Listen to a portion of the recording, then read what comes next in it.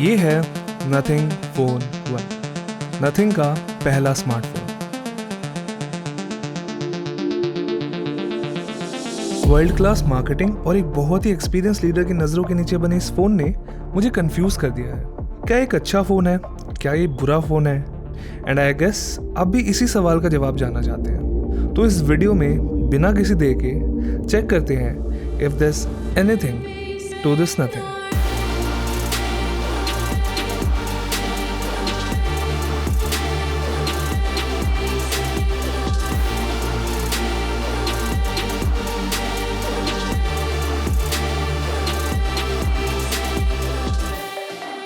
ये जो आप अभी अपने स्क्रीन पे कुछ शब्द देख रहे हैं, नथिंग ने ये कहा है अपने नए फ़ोन को डिस्क्राइब करने के लिए। एंड यू नो व्हाट, ये कुछ हद तक सही है। ये फ़ोन एक मॉडर्न इंडस्ट्रियल डिज़ाइन का बहुत ही अच्छा एग्जाम्पल है। सिंपल मिनिमल डिज़ाइन और बैक पे उनका सिग्नेचर सी थ्रू ग्लास पैनल। उन्होंने बहुत ही ख्याल और ध्यान से इसको डिज़ाइन किया है। यहाँ बहुत सारे लेयर्स है, अलग अलग टेक्सचर्स है, एक्सपोज्ड स्क्रूज है, और कैसे भूल सकते हैं उस ग्लिफ इंटरफेस की एलईडी लाइट्स को। जितना ध्यान पीछे दिया गया है डिज़ाइन को सुंदर रखने में, उतना ही ध्यान आगे भी है। अब हर दूसरे तीसरे फ़ोन में एमोलेड डिस्प्लेज होती है, पर नथिंग ने थोड़ा सा एक्स्ट्रा खर्चा करते हुए यहाँ यूज़ किया है एक फ्लेक्सिबल ओलेड पैनल, ताकि ये अपने बेजल्स को सिमेट्रिकल रख सके। And if all of this reminds you of the iPhone, then आप गलत नहीं है। In fact the whole design looks like inspired by Apple, specially the iPhone 12 and 13।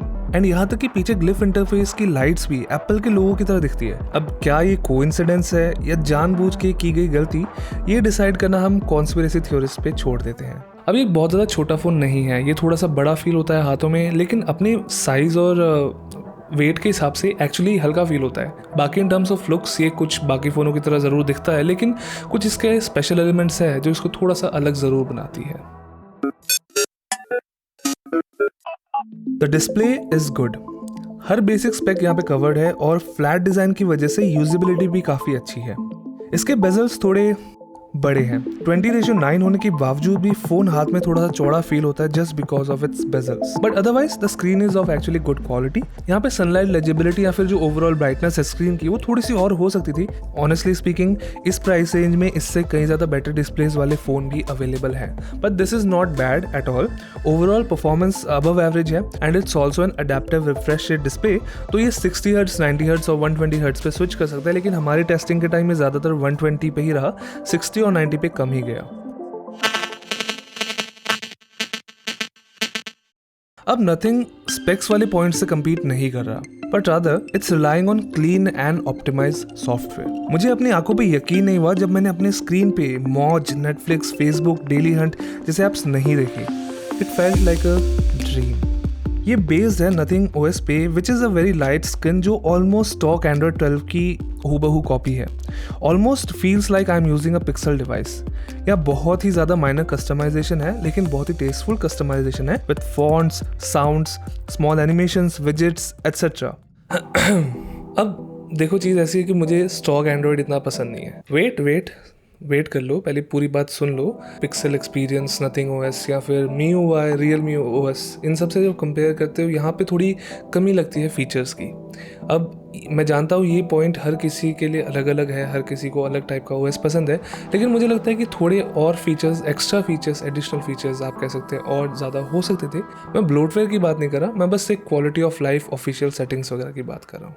लेकिन यहाँ पे एक सिल्वर लाइनिंग जरूर है। बाकी कंपनीज की तरह नथिंग अपने बूट लोडर और कर्नल सोर्सेस को प्राइवेट नहीं रख रही। इसका सिंपल सा मतलब ये है कि कस्टम रोम सपोर्ट और मॉड्स आसान होने चाहिए, प्रोवाइडेड डेवलपर्स इस फोन पे ध्यान दे। But this is a promising sign, so let's see क्या होता है। इसके अलावा नथिंग ने काफ़ी एक जनरस सॉफ्टवेयर अपडेट पॉलिसी रखी है, फिलहाल शोकेस की है। अब ये देखना होगा कि वो किस तरीके से इसको आगे डेवलप करते हैं। वाइल कुछ ऐसे बेसिक से फीचर्स तो ज़रूर मिसिंग है यहाँ पे, जो लाइक हर दूसरे OS में मौजूद है, लेकिन यहाँ पे उन्होंने कुछ अजीब चीज़ें भी डाली है। Like there is an NFT gallery और टेस्ला कंट्रोल ऑप्शन भी है, जो दोनों ऑब्वियसली मेरे पास तो नहीं है, काम भी नहीं करे किसी वजह से, at least on Microsoft launcher. In terms of actual performance, इस फोन की परफॉर्मेंस बहुत ज़्यादा स्नैपी है। It is very fast, it feels smooth, animations वगैरह बहुत ज़्यादा क्रिस्प है। एंड मैंने बहुत ज़्यादा गेम्स तो टेस्ट नहीं की, लेकिन मैं ये गारंटी देता हूँ अगर आप गेम्स नहीं खेलते, आपको इस फ़ोन की परफॉर्मेंस से कोई प्रॉब्लम्स नहीं होनी चाहिए। ग्लिफ इंटरफेस नथिंग फ़ोन का सबसे बड़ा स्टैंड आउट फीचर है। चाहे आप इस बात पे यकीन करें या ना करें, दिस इज़ द ट्रूथ। कुछ लोगों ने इसको खिलौने की लाइट्स कहा, किसी ने इसको सिर्फ एक गिमिक कहा, but what ever it is, it's cool and I like it. यहाँ उन्होंने टोटल 900 LEDs डाली है जो एक बहुत ही स्पेसिफिक पैटर्न में लेड आउट है। ये कॉल्स आने पर या फिर नोटिफिकेशंस आने के साथ लाइट अप होती है। एंड ये जो नीचे आप एक्सक्लेमेशन मार्क देख रहे हैं, ये चार्जिंग स्टेटस भी इंडिकेट करता है विद अ ट्विस्ट। इसके अलावा ज़्यादा कुछ नहीं है फिलहाल यहाँ पे, और अगर आपको इसका पूरा मज़ा भी लेना है तो अपने फ़ोन की बैक हर टाइम देखनी पड़ेगी। अब यहाँ पे कुछ एक्स्ट्रा इफेक्ट्स वगैरह डाल देते तो थोड़ा सा और ज़्यादा मज़ा आता। फॉर एग्जांपल, अगर ये जो मेन रिंग है ये एज अ प्रोग्रेस बार की तरह काम करती है, या फिर अगर आप क्लॉक ऐप यूज़ कर रहे हैं वहाँ पे एज ए इंडिकेटर यूज़ हो पाता, या फिर जो सारी लाइट्स अगर वो वॉल्यूम बटन्स की इंक्रीज़ और डिक्रीज़ के साथ इंटरेक्शन कर पाती, तो ये सब भी काफ़ी ज़्यादा अच्छा रहता। लेकिन फ़िलहाल इस कंडीशन में यहाँ ज़्यादा कुछ नहीं है। एंड मुझे एक बहुत ही स्पेसिफिक कंप्लेंट ये है कि जो कलर्स है LEDs का, it's white but it has a very green colour cast.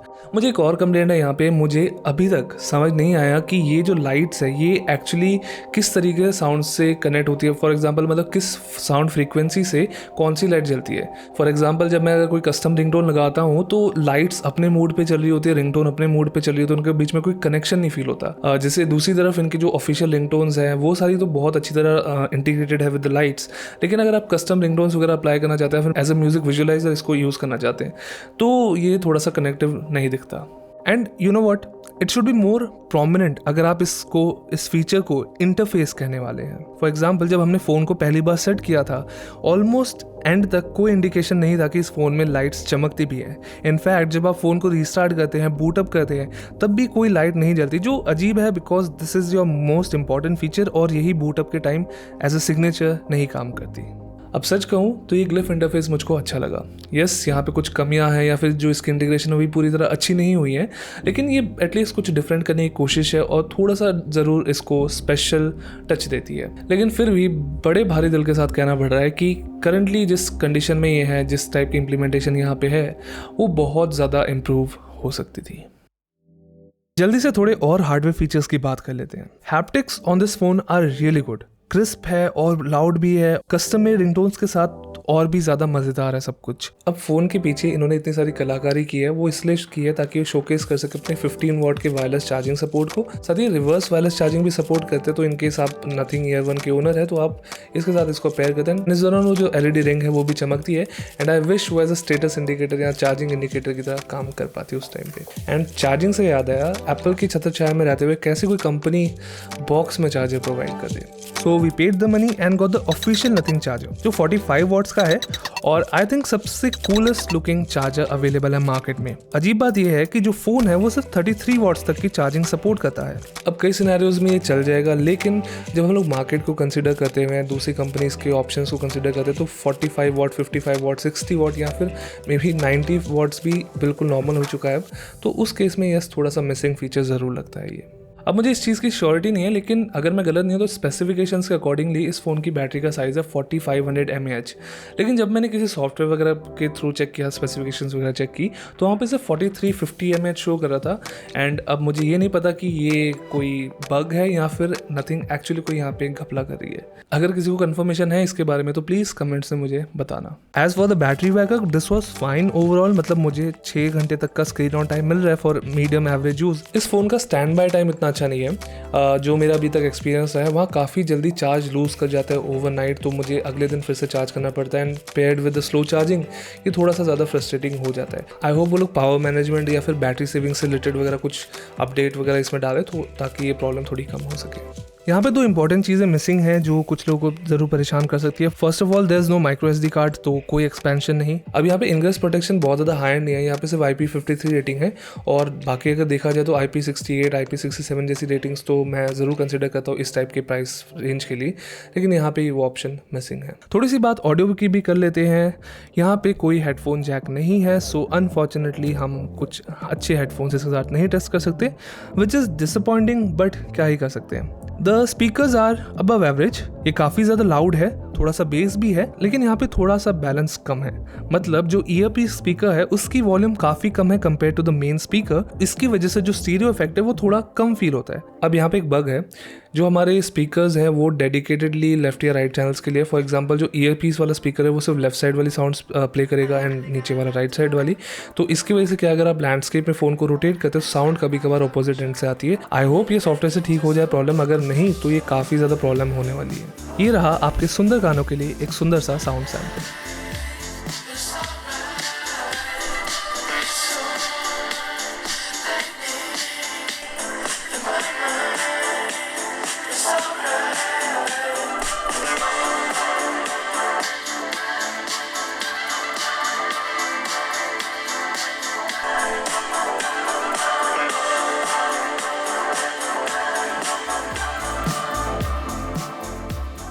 Nothing की कैमरा फिलॉसफी सिंपल थी।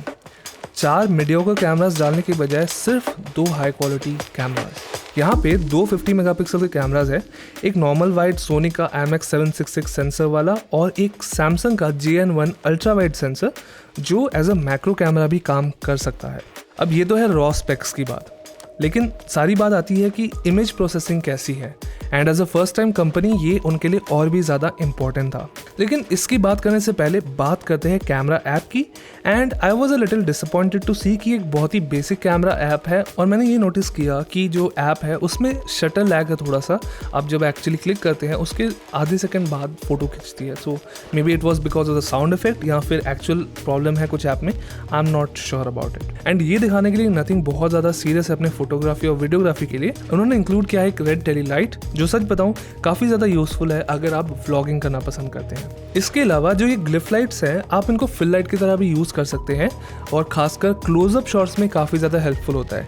लेकिन I would suggest not using it for portraits because of its green colour का, जैसे मैंने अभी आपको बताया। तो हम लोग कंपेयर कर रहे हैं इसके कैमरा को Realme 9 Pro Plus से, बिकॉज दोनों फोन्स सेम सेंसर यूज़ कर रहे हैं, सोनी का IMX766। तो कंपैरिजन अच्छा रहेगा एंड हमें क्लियरली पता चलेगा किस तरीके की प्रोसेसिंग यहाँ पे मौजूद है। एक सरप्राइजिंग कंटेंडर के रूप में हमने इंक्लूड किया है OnePlus 5 just to make things a little more nostalgic. तो ओवरऑल फोटोज नेचुरल है, बहुत ज़्यादा ओवर सैचुरेटेड नहीं है और सरप्राइजिंगली शार्पनिंग कम है। कलर थोड़े नेचुरल साइड पे है विच आई पर्सनली लाइक। एंड सबसे अच्छी बात है इसका HDR एल्गोरिथम। बाकी कई फोन्स की तरह चाहे इससे कम प्राइस में हो या इससे ज़्यादा प्राइस में, ये बहुत ज़्यादा एग्रेसिवली काम नहीं करता और शेडोज को ज़्यादा बूस्ट नहीं करता, जिसकी वजह से आपकी नेचुरल इमेज बनी रहती है। Even the ultra wide is very capable here. लेकिन इससे कलर्स या वाइट बैलेंस मेन कैमरा को इतनी अच्छी तरह मैच नहीं करते, but the results are otherwise very good. And ये जो अल्ट्रा वाइड है इसके मैक्रो शॉट्स भी एक्चुअली बुरे नहीं है। वीडियोस की बात करें, यहाँ पे एक एडिशनल क्रॉप है अगर आप इलेक्ट्रॉनिक इमेज स्टेबलाइजेशन यूज करते हैं। ये बहुत ज़्यादा हाइपर स्टेबल नहीं है और काफ़ी हद तक यूजेबल है। शार्पनेस भी ठीक ठाक है, बट याद रखिए अगर आप EIS यूज़ करते हैं तो वीडियोस पे कभी कभार अजीब से आर्टिफैक्ट्स बन जाते हैं, डिपेंडिंग आप किस चीज़ का शूट करें, किस तरीके से शूट करें या फिर कैसी लाइट मौजूद है। Selfie photos are average just like my face. यहाँ पे डिटेल्स कम है even though the focus is always sharp. इसके उलट जो एक्चुअल सेल्फी वीडियोस है वो मुझे अच्छी लगी surprisingly. It was sharp and clear और HDR परफॉर्मेंस भी ठीक ठाक थी। थोड़े से लो लाइट परफॉर्मेंस को ज़रूर ये लोग ट्वीक कर सकते हैं या फिर प्रोसेसिंग के साथ या फिर नए प्रोसेसर के साथ इसको ज़रूर इंप्रूव कर सकते हैं, लेकिन for the timing this is fine. लेकिन इस कंपैरिजन में मुझे एक्चुअली नथिंग के फ़ोन ने कम इंप्रेस किया compare to the OnePlus 5। So I guess OnePlus ने अभी भी ऑप्टिमाइजेशन अपने कैमराज के लिए बनाई हुई है।